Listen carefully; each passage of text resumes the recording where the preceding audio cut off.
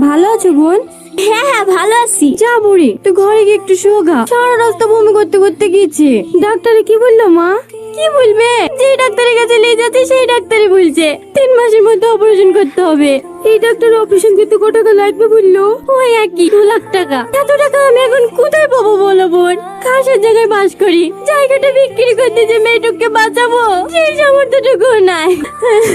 কাঁদো না বোন, সালমাকে আমার সাথে পাঠিয়ে দাও। 3-4 মাস দিল্লিতে কাজ করলে 1-1 লাখ টাকা ইনকাম হয়ে যাবে। আর আমাদের মহাজনটাও খুব ভালো, 50,000 টাকা অ্যাডভান্স নিয়ে দেবো, ওইতে ছোট বোনের অপারেশনটা হয়ে যাবে। তাহলে ঠিকই বলছে মা, আমাকে যেতে দাও, আমি আর ছোট কষ্ট দেখতে পাচ্ছি না।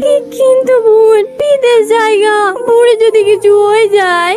আরে কিচ্ছু হবে না, আমি আছি না। আমি সালমাকে নিজের মেয়ের মতোই দেখবো। আর ওখানে প্লাস্টিক ফ্যাক্টরিতে কাজ, প্রতিদিন 5-6 ঘন্টা করে কাজ করলেই হয়ে যাবে। ও, কোনো অসুবিধা হবে না তো? না না, কোনো অসুবিধা হবে না।